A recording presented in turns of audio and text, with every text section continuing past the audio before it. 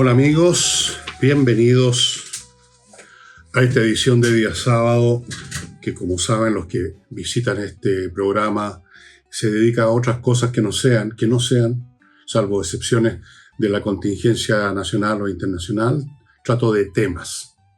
Y el tema de hoy día lo he titulado, no sé si el editor me mantuvo el título o no, La fábrica de sueños, refiriéndome a Hollywood, tema que yo he tocado en algún grado en uno o varios programas, pero ahora va a estar inserto dentro de una temática mayor y que tiene que ver con lo siguiente, una pregunta que quizás usted se ha hecho a menudo.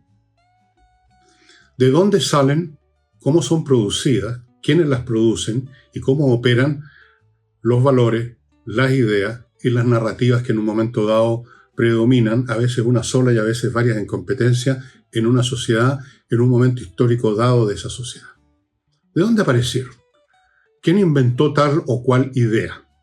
¿Por qué tal o cual costumbre es lo que es y cómo se empezó a desarrollar? Y resulta que la vida en sociedad básicamente consiste, en gran parte consiste, en el grado en que grupos, a veces la sociedad entera o parte de ella, grupos distintos, que pueden incluso entrar en conflicto por eso, comparten un subconjunto o a veces todo el conjunto de esas ideas y valores. En la sociedad primitiva todos compartían lo mismo. En sociedades más modernas hay una competencia de grupos que son muy distintos en sus intereses, en sus visiones del mundo, y esas compiten en muchas cosas, en otras están de acuerdo, porque si no la sociedad no podría funcionar si no hubiera un acuerdo transversal en algunas cosas mínimas siquiera. O si yo parar el auto en la luz roja, por ejemplo, por decir un ejemplo muy sencillo. Entonces, de eso creo que voy a desarrollar aquí. Y dentro de eso, como ya verán, Hollywood, y que es parte a su vez de podríamos decir, la industria cultural, cumple un rol importante. Antes más que ahora, pero todavía lo cumple. Bueno, hay varios planos de esto y yo creo que voy a empezar con los que podríamos llamar más básicos, que son casi inconscientes, que no son ideas, sino que son simplemente comportamientos que se iniciaron sobre la base de un motivo, que a su vez tuvo su inicio en una interpretación del mundo, pero llega un momento en que todas esas fases previas de construcción, todo ese andamiaje desaparece y simplemente uno se conduce de cierta manera. Muchas costumbres, muchas maneras de funcionar nuestras, se nos hace difícil descubrir cuál fue su origen, por qué hacemos esto de esta manera. Otras, si uno las piensa, emerge más o menos con cierta claridad el origen, la razón, la función, pero muchas no. Lo mismo con los valores. Los valores, si uno los escarba un poco, algunos de estos valores son de una utilidad para mantener funcionando la sociedad que salta a la vista.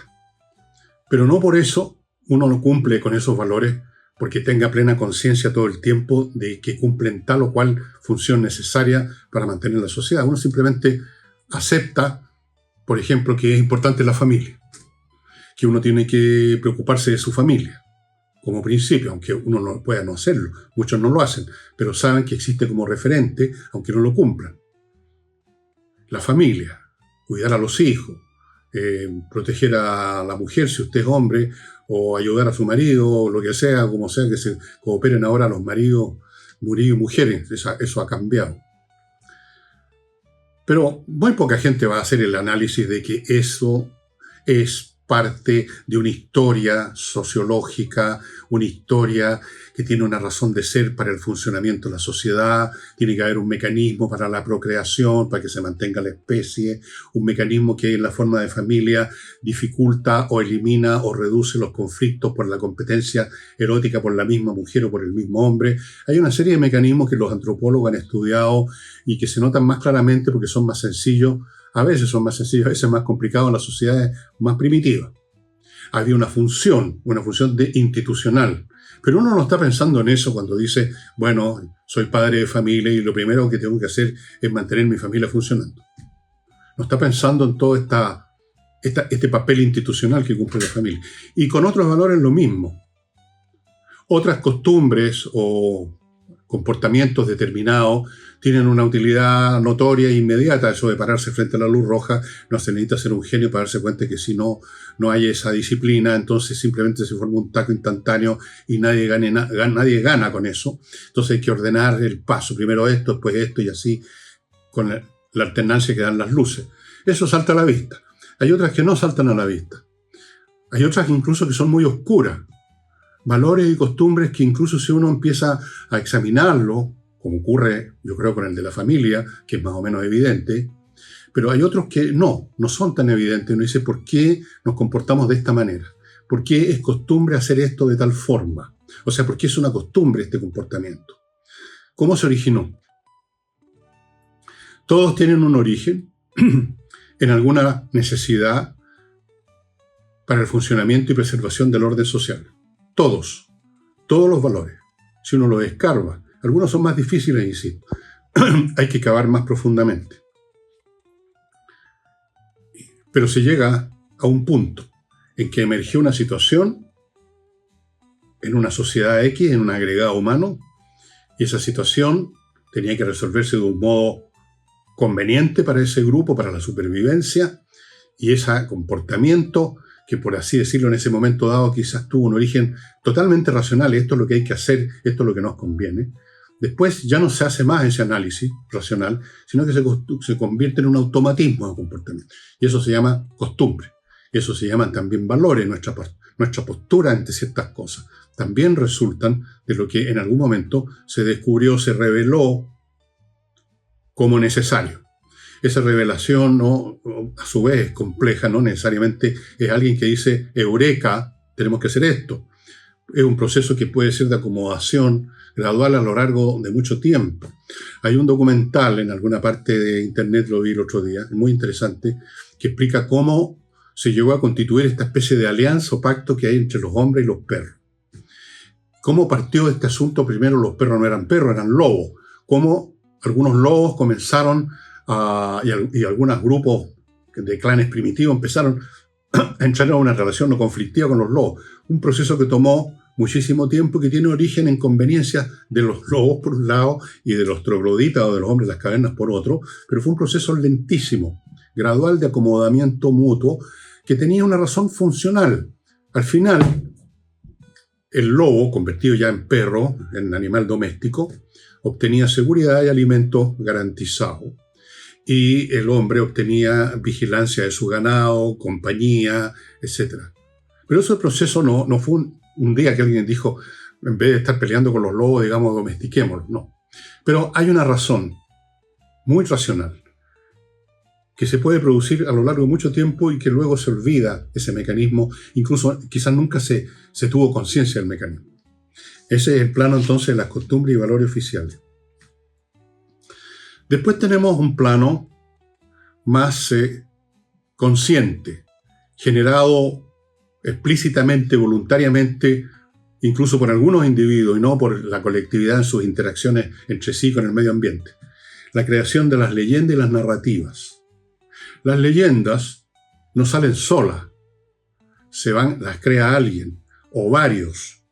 Por ejemplo, y pueden dar origen, la leyenda a su vez puede, si tiene cierta calidad en sí misma, puede convertirse en una obra literaria importante. Les pongo el ejemplo de la Ilíada. La Ilíada, en un comienzo, es una leyenda acerca de un enfrentamiento entre los aqueos, pueblos, etnias de Grecia. Estamos hablando de un periodo previo a la Edad Clásica de Grecia.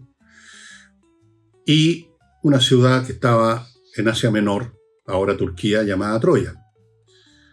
Entonces, puede que se haya producido ese enfrentamiento efectivamente, pero se narró en su momento como leyenda, o sea, una historia que empieza a apartarse más y más de los hechos reales que pudieron haber ocurrido. Se empiezan a agregar invenciones, se empiezan a agregar adornos, y de la historia original de los hechos reales va quedando muy poco. Y esto se va construyendo, como pasó con la Ilíada, con la interacción de los distintos rapsodas que cuentan la historia, que cuentan la leyenda, que la cantan en los palacios, qué sé yo, y hasta que llega un momento que aparece un señor llamado Homero que agarra todas estas cosas y les da una forma coherente y aparece la Ilíada. Es una leyenda en su origen. Es una pseudohistoria de algo que ocurrió, que cumple una función. Una función fue la Ilíada y toda la mitología o las leyendas. Las leyendas griegas cumplían una función educativa. Creaban una identidad nacional, una identidad de lo que era ser griego, de lo que era ser un heleno. Creaban valores. Había que ser tan valiente, tan bravo como Aquiles, había que ser tan astuto, inteligente como Ulises. Esas son las leyendas, que a veces se convierten en obras literarias, y no solo la Ilíada no es la única, está por supuesto la Odisea, en el Oriente está otras historias también, digamos, legendarias, parecidas un poco a la Ilíada en algunas cosas, porque ahí hay ciertos mecanismos comunes, porque la raza humana es la misma en todas partes, y las situaciones que enfrentamos son muy parecidas, así que no es raro que surjan leyendas, historias y narrativas que tienen muchas similitudes. Cumplen funciones, no necesariamente funciones como la de la Ilíada, como todo el ciclo de Troya y de otros poemas de ese tipo, que contribuían a formar la identidad cultural, personal, colectiva de los helenos, de los griegos. Hay otras narrativas que son más retorcidas en cuanto que han sido creadas casi, pero no sabemos, no podemos saberlo, no podemos meternos en la mente de los creadores, casi para cumplir un fin muy interesado de un grupo. Y se crea, eso ya más que leyenda, una narrativa. Ya no es algo borroso de algo que ocurrió hace siglos, sino que es una descripción de algo que ocurrió más o menos recientemente, pero queremos contarla de una manera que sea coincidente con nuestros intereses. Y surgen las narrativas, las interpretaciones tendenciosas, con o sin conciencia del autor, muchas veces sin conciencia. Nosotros como individuos tenemos claro cómo funciona ese mecanismo, creo yo. Nosotros nos contamos a nosotros mismos y a los demás cosas que son muchas veces bastante lejanas de la realidad, porque queremos realzar nuestra persona ante los demás, o preservar nuestra honra, o preservar el respeto a los demás, y entonces adornamos.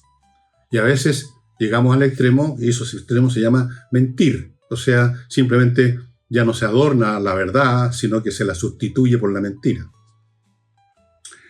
Antes de continuar con esto y llegar a los memes, que es muy interesante, de lo cual dediqué bastante espacio por la importancia que tienen los memes en este libro, precisamente, y aquí lo analizo bastante bien, creo yo, cómo operan, cómo funcionan. Pero antes de entrar a eso, amigos, quiero recordarles algunos de los productos y servicios que hacen posible este programa y que son de utilidad para usted. ¿Cómo no va a ser de utilidad para usted? Por ejemplo, Oxibiota, el polvito que viene en estos sobres, que usted lo echa en agua, en una cacerola con agua, por ejemplo, se convierte en una colonia de bacterias aeróbicas y con eso usted elimina de raíz los malos olores en su casa.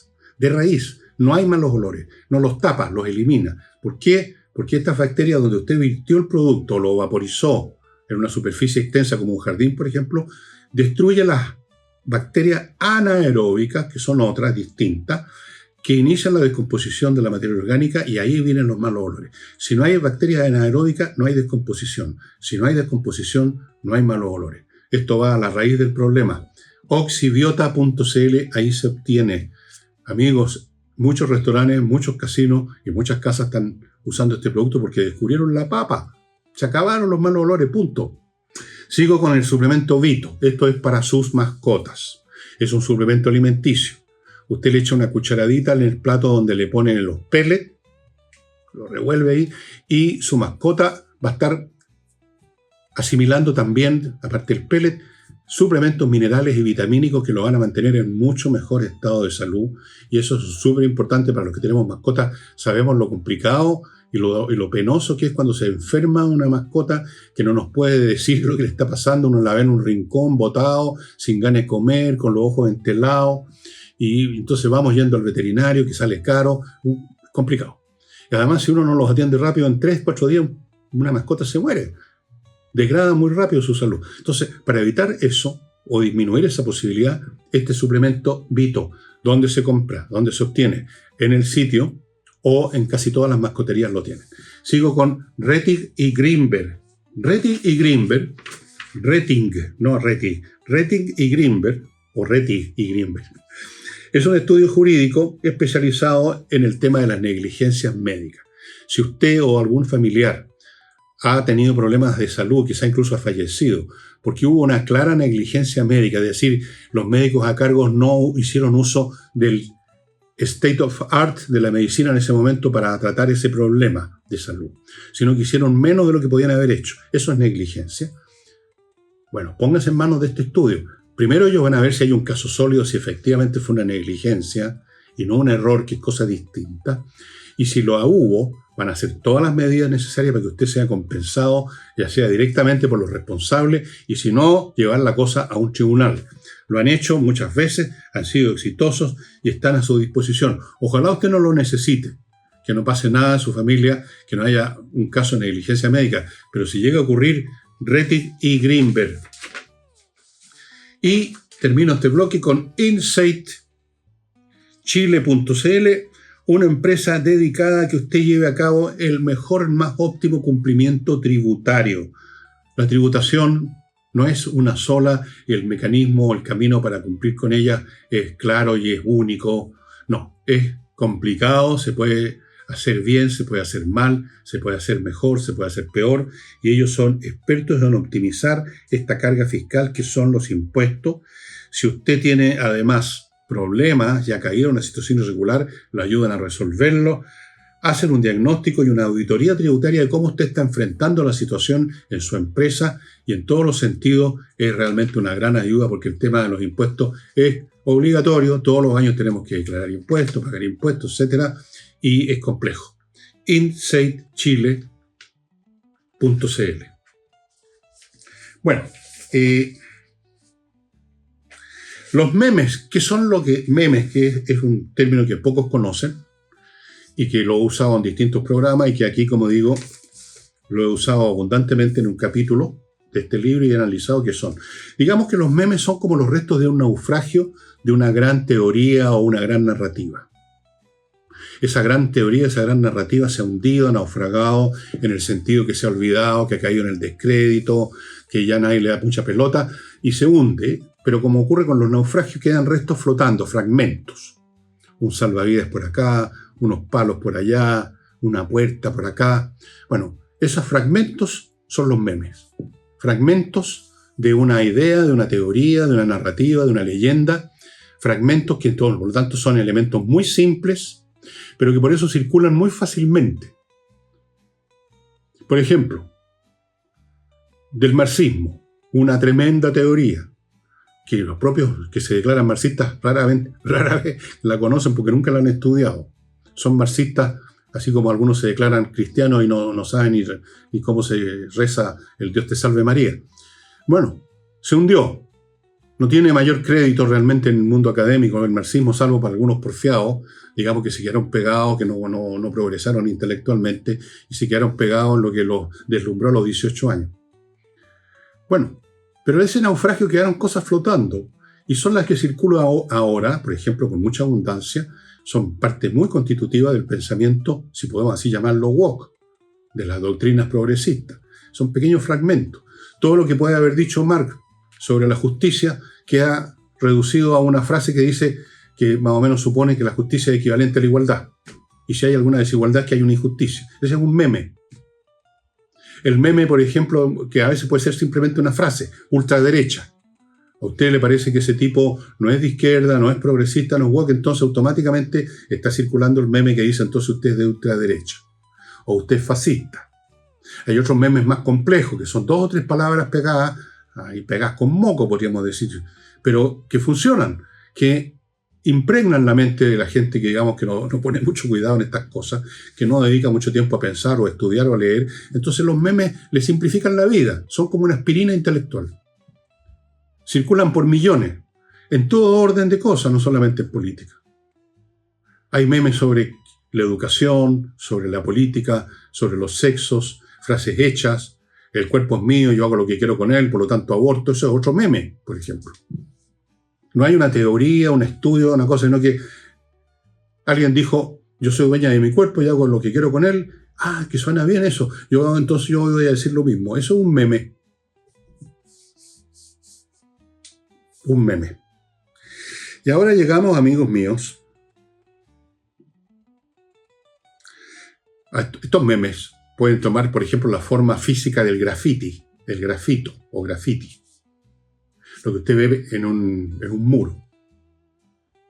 Mueran los fascistas. Eso es un meme. ¿Quiénes son los fascistas? El que escribió eso sabe lo que es fascismo, cuándo se inició el fascismo, qué es lo que fue como movimiento político en Italia, quién le pasó al fascismo, en qué sentido habrían fascistas hoy día? No. ¿Y qué quieren decir con morir? ¿Con mueran los fascistas? ¿Que los van a ir a matar realmente? ¿O que se desaparezcan? ¿O que se queden callados? No, mueran los fascistas. Es un meme. Y funciona. Mueran los fascistas, mueran los fascistas. O estamos viendo ahora un montón de memes circulando en este momento en Chile. Nuevos memes se van creando todo el tiempo. Hay memes muy viejos que se circulan igual que como fueron creados, como aparecieron, porque aparecen como solo en cierto sentido, aunque en realidad alguien los inventa, alguien crea una frase que suena bien. Voy a decirle un meme reciente. Los detectores en los colegios detectan el metal, pero no detectan el vacío. Suena bien, así que seguro que esto va a empezar a funcionar como un meme. Y sabemos quién inventó esa frase, José Joaquín Brunner, el creador del meme. Los detectores detectan los metales, pero no el vacío. Bueno, así que debe estar circulando ya los memes. Y luego vamos a la etapa, al nivel donde hay toda una máquina, una industria de fabricación de contenidos o representaciones mentales para consumo de las masas. Con o sin el propósito que así sea. Hay algunas acciones, actividades, que no tienen como propósito crear una narrativa para engañar o para manipular o para manejar a las masas, sino que tiene otro objetivo, pero que se puede convertir en un referente cultural, en un contenido de eso que está circulando en el mundo mental de las colectividades, porque, por ejemplo, se creó en esa obra, por ejemplo, en la literatura, un personaje que hace sentido, para bien o para mal, para aceptarlo o para representarse un aspecto del mundo que ya no es válido, no es obsoleto, para, como dijéramos, solidificar en la forma de una persona una situación cultural. Por ejemplo, el Quijote. Cervantes no escribió ese libro fantástico que he leído ya 4 veces simplemente para para manipular a nadie. Él simplemente está creando una obra literaria. Pero la figura del Quijote seguramente reafirmó en algunos, por lo menos, y quizás en muchos, por lo que hay en el Quijote, por lo que hace el Quijote, por lo que dice el Quijote, por ese capítulo en que hay unos tipos que van tirando a la basura libros de caballería, que seguramente reafirmó la idea, le dio una figura a que ciertos valores ya eran obsoletos, todos los valores medievales de la caballería. Por ejemplo. Y así ocurre con otros personajes de otras obras literarias o de otras obras que representan algo, que empiezan a significar algo, que son usadas para otra cosa.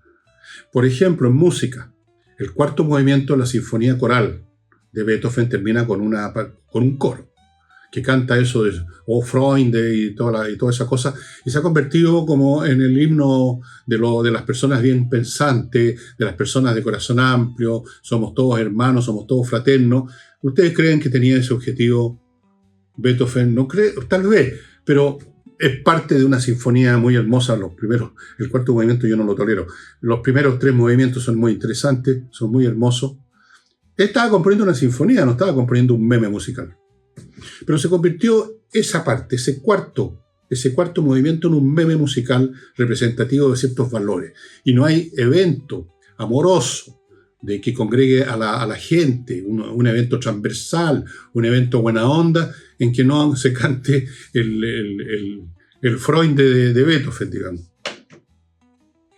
Pero la gran fábrica de contenidos mentales, fábrica que a veces inicia, pero normalmente capta la onda que ya está más o menos sin una forma muy clara y le da forma y la multiplica en su efecto es Hollywood, del cual hemos hablado, yo sé. Y algunas cosas me voy a repetir, pero creo importante. Ustedes se habrán dado cuenta, yo lo he mencionado en algunos programas de sábado, en algunos programas de la semana incluso, se habrán dado cuenta de una cosa que ya les voy a contar de inmediato, después de hacerme cargo de mi último bloque de este programa, que lo inicio con un asesor previsional llamado René Manso, que tiene muchos años en esto, 17 años, de recomendar, de asesorar a las personas que están por jubilarse cuál es la manera mejor para hacerlo. Porque no hay una sola manera. Hay unas rentas vitalicias, hay una serie de mecanismos. Todo depende de muchas cosas, de cuánta plata uno juntó en algún fondo o no, con qué edad uno tiene. O sea, bueno, uno se jubila siempre a la misma edad. Qué situación tiene su familia, hay muchos factores. O sea, no es llegar y automáticamente jubilarse. René Manso es un asesor previsional. Va a ir a ver su caso, lo va a estudiar y le va a ver cómo hacerlo de la mejor manera para tener una pensión mejor, porque el trámite, como dice Manso, efectivamente es así, es muy técnico.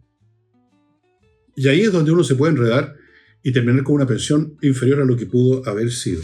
Póngase en contacto con él en las direcciones que aparecen si usted está en este trance tan importante. Yo ya me jubilé, estoy recibiendo una pensión como de 100 lucas al mes. No lo digo reprochándole nada a nadie, yo lo decidí así, de siempre trabajar a honorarios y no como empleado, salvo muy breve plazo y de ahí que recibo esa cantidad.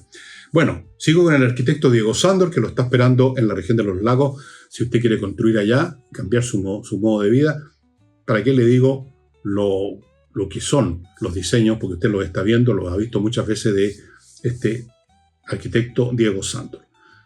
Acogedoras, inteligentes, originales, bien relacionadas con el entorno.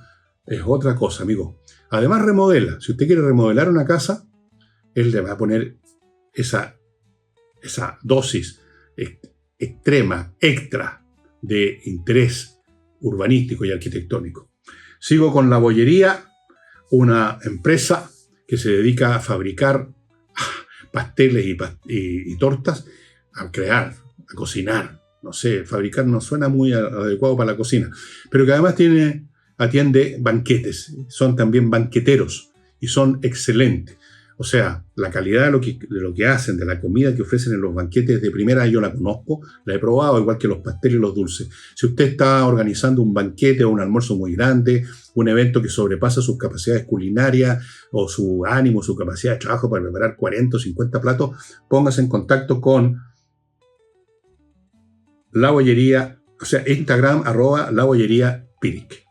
Y termino con Rosa Bergamota, una empresa que usted ubica en rosabergamota.cl que se dedica a fabricar, a producir artículos de tocador con sustancias naturales para que usted no tenga problemas a la piel. Champúes, para que no le pique el cráneo, como a veces pasa con algunos champúes. El acondicionador para después de lavarse el pelo para los que lo usan. Cremas para el cuerpo, muy importante para las personas como vuestro servidor que tienen una piel de mierda, que con cualquier cosa se deteriora, le pasan cosas y le pican y molestan. Eso. Fragancias muy ricas de sustancias naturales. Rolón, bueno, puros productos con sustancias naturales que usted puede conseguir de a uno o de a varios. Entra al sitio rosabergamota.cl, ahí puede comprar uno, puede comprar dos, puede comprar una caja con un surtido o los puede comprar, varios de ellos están disponibles en la cadena de farmacias Knopf. Ya les conté que el Hollywood ha pasado por muchas etapas. Entre los años 20 y 30 fue un cine mucho más atrevido del que ustedes se imaginan, porque ustedes no lo conocieron, yo tampoco. Tendríamos que entrar a ver películas mudas, qué sé yo, en YouTube para más o menos darnos cuenta de que había bastante más libertad. Las mujeres aparecían bastante más libres sexualmente de lo que ustedes se imaginan. Habían personajes ambiguos, habían adulterios, habían insinuaciones homosexuales, había un montón de cosas. Heroínas independientes, gánsteres, que resultaban incluso admirables, venerables. Todo eso desapareció. Y eso creó En parte reflejó lo que eran los locos años 20 de Estados Unidos después de la Primera Guerra Mundial, donde se aflojaron muchas cosas, donde se rompieron muchos prejuicios, donde la gente, como quien dice, quiso darse gusto después de los horrores de la guerra. Entonces, Hollywood reflejó eso y lo multiplicó. Pero después vino el código que ya les mencioné en un programa, el código Hay, que estuvo válido entre el año 1934 y el 68, que impuso toda clase de censuras nacidos de sectores conservadores y religiosos de Estados Unidos. Se prohibieron los desnudos.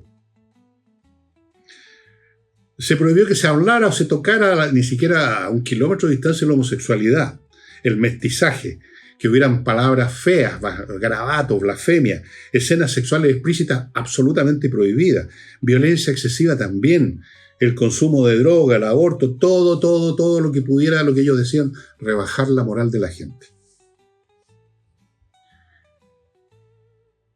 Eso también entró en sintonía con un periodo histórico de Estados Unidos, especialmente en los años 30, que Estados Unidos estaba viviendo la depresión, una tremenda situación de menoscabo económico que afectó a millones de familias norteamericanas. Después tenemos los años 50, viene la Guerra Fría, es otra situación histórica de Estados Unidos, y empieza a surgir un cine, mucho, no todas las películas, pero mucho cine con elementos anticomunistas. Cosa que se manifestó también en el macartismo. Incluso en Hollywood hubo muchos actores, productores, cineastas, gente de la industria del cine que fueron puestos en listas negras. Directores que no podían dirigir, actores que no los llamaban, hubo unos juicios, hubo un caso célebre. Ahí estuvo metido Humphrey Bogart y su mujer, ¿cómo se llamaba? Bueno, ya no me acuerdo, no importa, un montón de actores que andaban como coqueteando con la izquierda, que iban a cócteles con gente del Partido Comunista, listas negras. Después, en los años 60 y 70 empieza a surgir una contracultura, por el tema de la guerra de Vietnam, por el tema de las drogas. Empieza a haber un cine un poquitito más atrevido, un poco con mayor desconfianza en las instituciones. Se acabó el código Hay, ya no se aplicó más, no se usó más, y se empezó a clasificar las películas por edades, cosa que antes no existía. O sea, podían haber escenas que el código prohibía, pero esta vez eran para mayores de 21 años, digamos, para mayores. Bueno, aquí en Chile vivimos eso también. Era un cine más violento.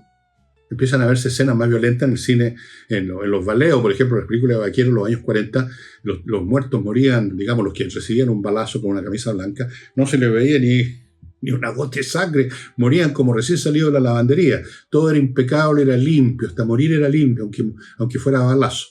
Eso empieza a cambiar. Empieza a irse al otro extremo incluso.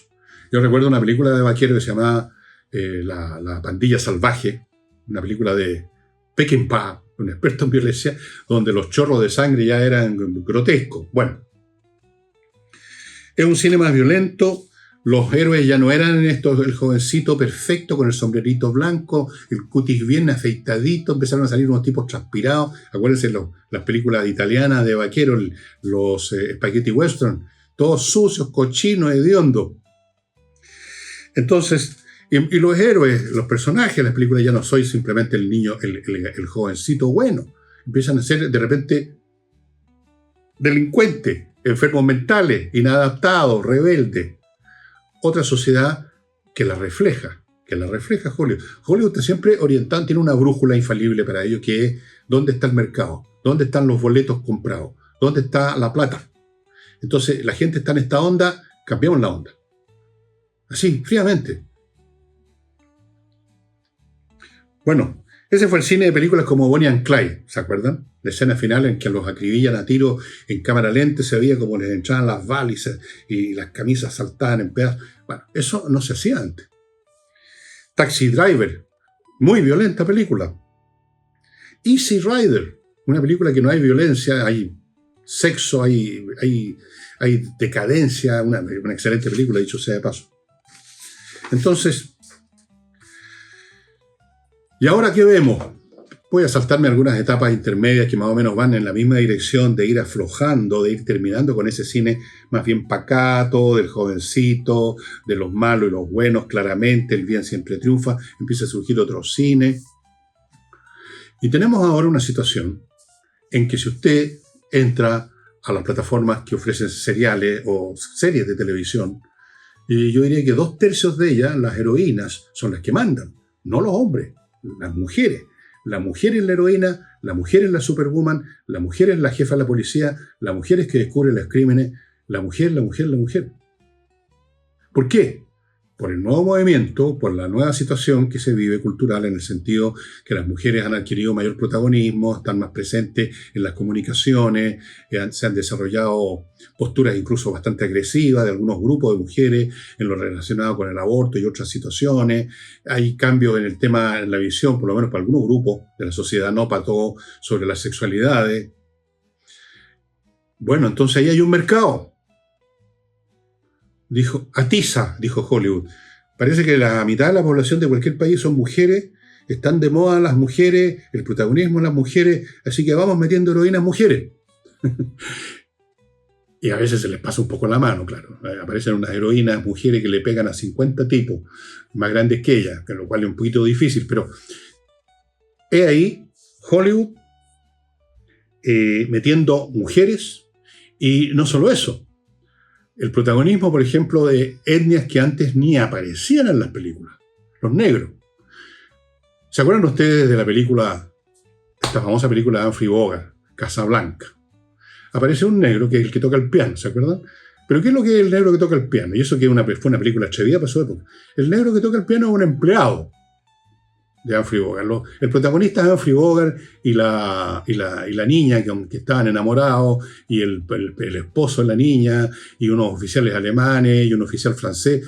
El pianista aparece en la película, tiene unos papeles, no voy a decir muy marginal, pero es secundario. Antes ni siquiera eso.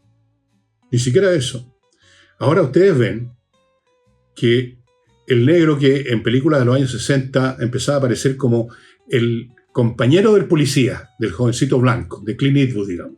El compañero. Y como dicen algunos, ya en el primer rollo lo mataban. Ahora ya no es el compañero, es el jefe del departamento de policía que, echado para atrás, generalmente bastante obeso, así, es el que mantiene, salva y protege al jovencito, que puede incluso también ser negro o puede ser blanco. Empiezan en las películas a aparecer científicos negros. Antes se habrían reído de un científico negro. Ahora no. Y empiezan a aparecer latinos, hispanos por todos lados en las películas. Y empiezan a aparecer asiáticos. Y empiezan a aparecer homosexuales, abiertamente besándose en las películas. Todavía no he visto una película, puede que haya, yo no sé, yo no veo mucho cine, en que aparezcan los homosexuales, digamos, llevando a cabo sus operaciones en el lecho. Pero no me extrañaría que hubieran o que vayan a ver, o que se insinúe eso. Hollywood sabe dónde está el mercado. Pero al mismo tiempo que sabe dónde está el mercado y busca un profit, genera, ayuda a multiplicar. Es decir, es fabrica. Yo le puse a este programa el título Fábrica de Sueños, porque yo no inventé esa expresión, la inventó alguien hace muchos años. Dijo, Hollywood es una fábrica de sueños. Y se refería al cine positivo, al cine buena onda, al cine que se hizo en cantidades industriales durante precisamente los años 30, en la época en que la gente estaba reventada económicamente y no querían ir al cine para ver desgracia. Querían, digamos, ver cosas agradables. Querían ver gente rica que está teniendo una relación amorosa preciosa en una terraza de un palacio a la luz de la luna. Quizás aparece un mozo negro con una sonrisa blanca, así como un teclado piano, llevándole el whisky, y después desaparece discretamente. Quieren ver cosas agradables. La entrada al cine era muy barata en esa época, porque era el opio del pueblo el cine en realidad. Entonces, cumplió una función. No se limitó a producirle dinero a los productores de Hollywood. Con su producto, fortaleció, promovió, multiplicó tendencias que ya existían. Y el cine de ahora, donde está este protagonismo de todas estas etnias o sexos que antes no aparecían siquiera. O evidentemente no solo refleja un nuevo sistema cultural, sino que lo fortalece, le da validez. Si aparece en las películas, por así decirlo, es aceptable. Así como antes se decía, una noticia tiene que ser verdadera porque es el titular del Mercurio. ¿Se acuerdan el escándalo que se produjo? Ustedes quizás son muy jóvenes y no lo conocieron, pero en algún momento en los años 60 había un enorme letrero que pusieron los estudiantes en el frontis del edificio principal de la Universidad Católica en la Alameda, que decía: el Mercurio miente. Eso fue un escándalo porque se suponía que el Mercurio nunca podía mentir. El Mercurio era la verdad revelada. Poco menos que el diario era impreso en el monte Sinaí.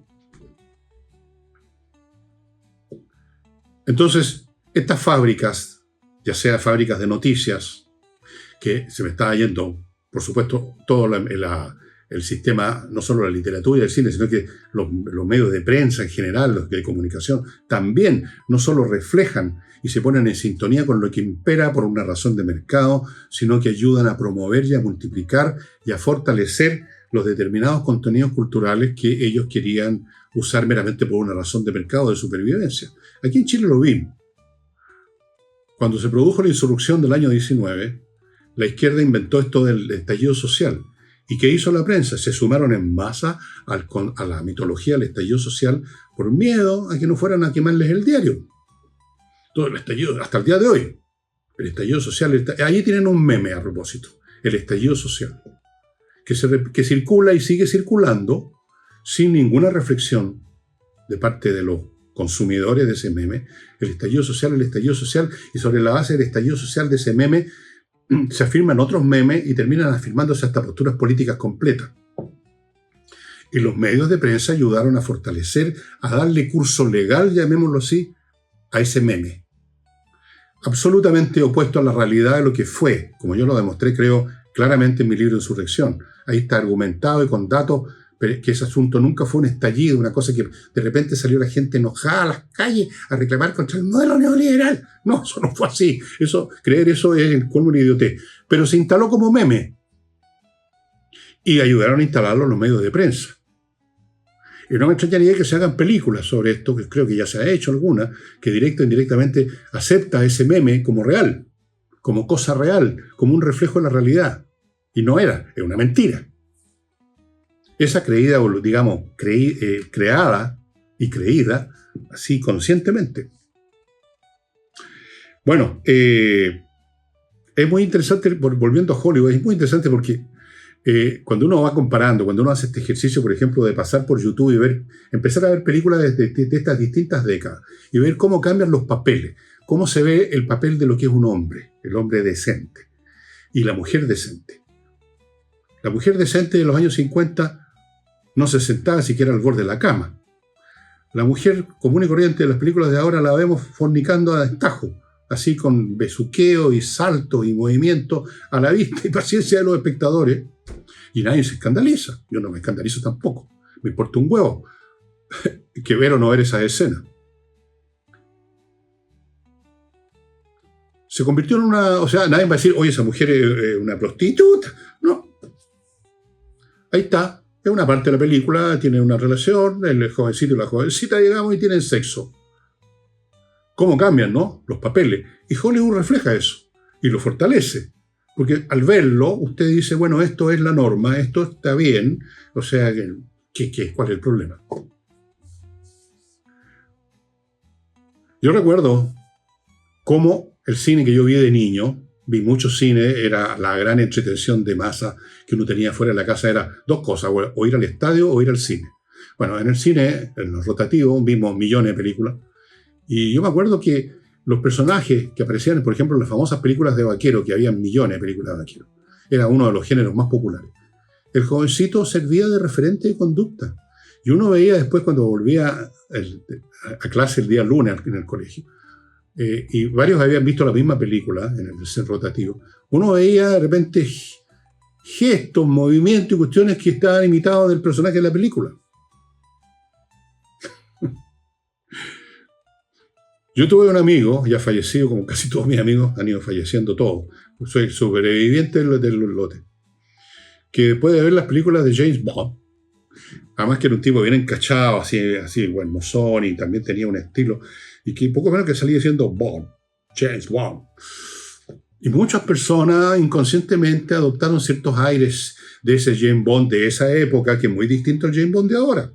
Creo que ahora van a hacer un James Bond con una señora negra, además, para ser 100% políticamente correcto. Bueno, el James Bond que protagonizaba Sean Connery es recontra distinto al James Bond de Michael Craig, por ejemplo. Vean ustedes la diferencia.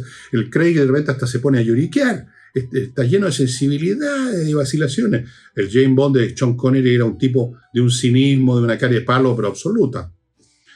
Otros tiempos. Así es, amigos, cómo funciona el contenido con que operan las sociedades. Miren ustedes qué alejado está todo esto, todas estas producciones. Las que les he mencionado, desde las costumbres, Hollywood, las películas, las series, las leyendas, las narrativas, los memes. ¿Qué relación tienen a su vez todas esas cosas con la verdad? Muy escasa y a veces totalmente inexistente. La sociedad y los seres humanos nunca han vivido en la verdad. La verdad se les presenta como un fenómeno a veces inevitable y molesto. La mentira, la narrativa, la fábula, la fantasía y la leyenda son mucho más cómodas. Se acomodan a lo que uno quiera, mientras que la verdad, siendo una sola, es una sola, no se acomoda. Qué lamentable, ¿no? Bueno, estimados amigos, con eso estaría terminando el programa de hoy. Para mañana domingo no sé todavía lo que les voy a ofrecer. Espero que me acompañen. De todos modos, buscaré como de costumbre algo entretenido, ojalá ilustrativo. El programa me salió un poquito más corto, pero bueno. Algo que los entretenga, acompáñenme. Y tal vez mañana, esta es la novedad, quiero tentarlos a que vengan al programa. Mañana tal vez les cuento qué clase de libro voy a publicar. Bueno, uno de los que voy a publicar. Estamos con la idea de sacar la segunda edición de Adiós Valparaíso, que no va a ser fácil porque es un libro con fotos muy complicado. Pero el otro libro que quiero sacar, tal vez en una de esas me atrevo, porque me da un poco de pudor. Mañana les cuento qué sería y les voy a contar por qué yo he de repente escrito ese tipo de libro y qué ha pasado con ese tipo de libro y qué es lo que tengo entre manos ahora. Mañana en una de esas les doy la sorpresa. Bueno, muchas gracias por su atención. Los espero mañana. No me dejen votar, que me da pena. Chao.